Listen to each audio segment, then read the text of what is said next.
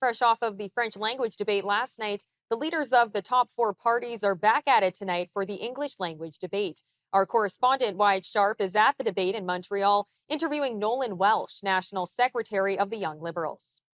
Thanks, Theresa. We're here at the Radio-Canada building in Montreal as we get ready for the debate tonight. I'm joined by Nolan Welsh. He is the National Secretary for the Young Liberals of Canada. Nolan, good to have you here. Thanks for having me. Young people, there's kind of this recurring conversation about how we get them engaged in the political process, how we get them excited. Do you think Mark Carney, as the new Liberal leader and as the new Prime Minister, he's doing, as effective as a job with doing that as he possibly could? And how are you feeling about kind of young people and their engagement in this election generally? Yeah, absolutely. I think Mark's done a fantastic job working on his leadership campaign. We got over 1,000 young volunteers involved all over the country, signed up thousands of new members that are in that youngest demographic. And sad, we definitely see that a lot of people in that youngest demographic don't go out and vote. In 2021, only about 47% of them did go out and vote. And it's definitely sad, but I think that Mark's reinvigorating that young age group.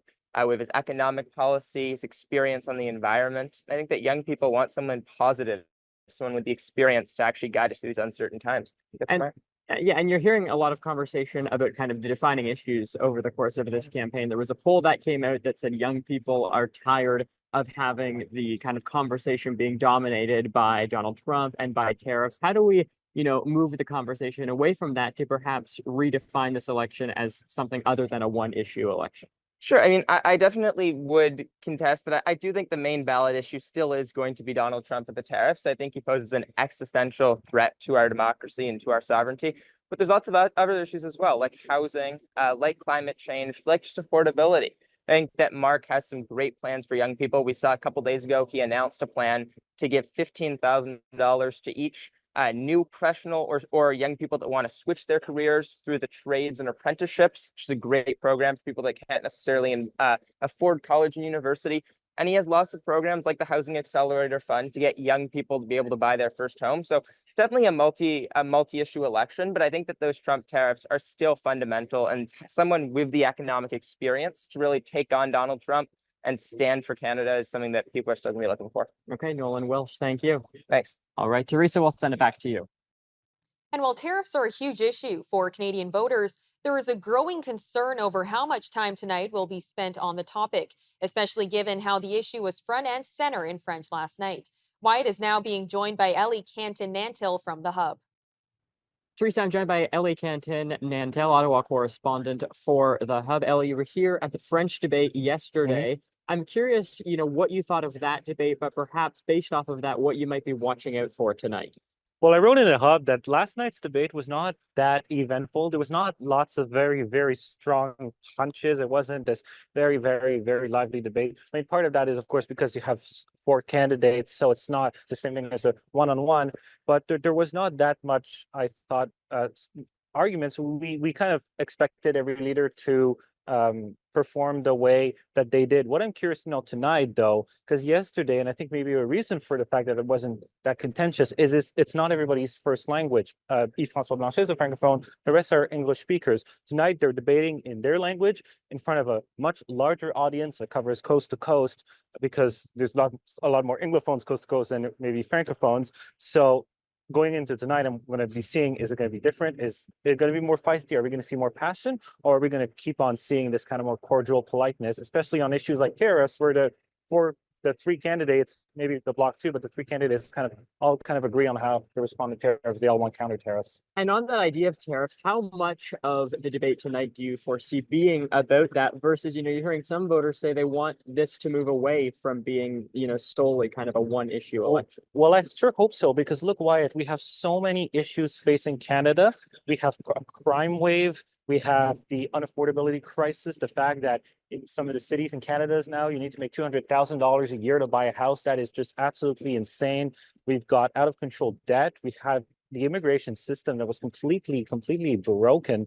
And we used to be known for the best immigration system in the world, and that's no longer the case. And look, of course, the trade question is important, but there are lots of other issues. And what I worry is the media is going to spend too much time, the moderators are going to spend too much time on tariffs. That's yesterday what happened is they started the debate. The intro video was all about Donald Trump. They really tried to frame this around Donald Trump. And that, of course, benefits the Liberals because Mark Carney wants this election to be about Donald Trump, because before the issue was about Donald Trump, he was losing, his party was losing, and now they are ahead in the polls because people are fixated on Trump. So I think that we should talk a bit about it, of course, but we also need to talk about the crime. We have to talk about housing. We have to talk about the debt, the immigration, etc. Okay, Ellie Canton Hotel, thank you so much. Thank you. All right, Theresa, we'll send it back to you. And while it's been widely reported that Mark Carney did well enough in the French debate, Wyatt is now joined by Liberal political commentator Ashley Waters to talk about what Mark Carney needs to do to come away victorious in tonight's debate. Yeah, hey, Theresa, I'm here with Liberal political commentator Ashley Waters. Ashley, thanks so much for coming out here to Montreal for the debate. Really appreciate it. Thank you for having me. Of course. Let's just perhaps start out with, last night there were not necessarily a lot of fireworks, but it was interesting to just kind of see what took place. You had a lot of people making kind of conclusions as to who was victorious after last night, talking about kind of the pros and cons of each leader's performance. With respect to tonight, though, what does Mark Carney have to do in order to come out victorious? I think he has to show that he is not Trudeau. He has to show that this is a new Liberal leadership and a new Liberal government, and that he is the person for this moment. And so if we're talking about what that means, because, defining yourself as the person from this moment after, you're representing a party that was in government for 10 years and that grew fairly unpopular towards the tail end of that, how do you make that argument to Canadians at a time when, a recent Main Street research poll showed the Conservatives actually ahead by 2%? Right. I think he has to show he's going to be the adult in the room. He's not going to be about slogans. He's not going to be about negative rhetoric. He's going to be on point, talking about what we need to do in order to protect our sovereignty here in Canada, and that he can lead us through this crisis, this financial crisis that's looming. And if we talk, if I ask you specifically about kind of the issue of tariffs, because a lot of people are concerned that this issue of tariffs is kind of defining the election and the focus is being pulled away from other issues. And, certainly the cost of living is an example, the environment, energy. How do we, in the debate tonight, kind of come away from it with a conclusion of something other than just tariffs? Our last guest was talking too about how even the opening video for the debate last night was talking about Donald Trump, talking about tariffs, again, at a time when many Canadians are just feeling very apathetic about this idea of Canada-US relations. I think it's hard to step away from that just because it is at the forefront, although that is a triple effect. It does compound the things that we've seen the last, leading up to the last 10 years. However, I think that if we're staying on point about how we can make things more affordable, if we're keeping those social services that the Liberal government, put into effect, if it's $10 a day daycare, or if it's going to be dental care or farmer care, those kind of things Canadians really want to make sure that we have those in place. So as long as he's sticking to the points that he's not going to make a bunch of cuts in the areas that we need it the most, I think that he's going to come out the winner. And just to conclude here, one thing that's getting talked about a lot is this idea of strategic voting, and it kind of being, described as the reason why Jagmeet Singh is only in the single digits right now with respect to what the polls are showing. Do you think he might be able to come away from tonight with, a convincing enough argument that Canadians should vote for him despite, again, this idea of strategic voting? I don't think he's there. I think he understands that. I think we saw that even from the Green Party when they even talked about how they didn't run certain candidates in ridings.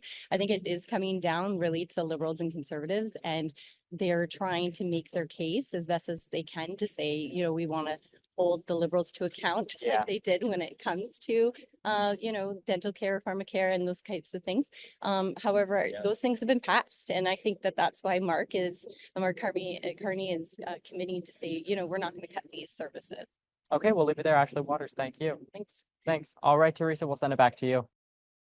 We're going to bring Wyatt back in now. Wyatt, you're at the debate. Now, Wyatt, you're standing outside of the debate center, but what's the atmosphere right now for what's the biggest night of the campaign? Yeah, certainly. And last night we saw with the French leaders debate, not necessarily as many fireworks as some people were expecting, but it was interesting to kind of see, especially how, the likes of Mark Carney, someone who isn't necessarily as fluent in French as some of the other leaders, how he performed. And then, of course, tonight, we're going into it amidst the trade war with the United States. That's likely to come up. Last night, it was a big topic, but a lot of Canadians are talking about how they want to see other issues talked about over the course of the debate tonight as well. You had the debate commission actually cut out the issue of immigration as one of the topics that they would be discussing tonight, which did make people a little bit frustrated. But with respect to the atmosphere here, on the ground, the leaders are going to be arriving shortly. And so we're going to start to see, Mark Carney, Pierre Poilievre, François Blanchet, and Jagmeet Singh, all of them kind of have, what they need to do tonight laid out for them. For Mark Carney, that's proving why the Liberals should be able to govern after being in charge for 10 years. For Pierre Poilievre, the question is he too similar to Donald Trump? You're certainly hearing a lot of that Wyatt, rhetoric sorry, from I the do have to Liberals. interrupt you because the debate is about to start, but enjoy it tonight and we'll chat later. Okay, thank you so much.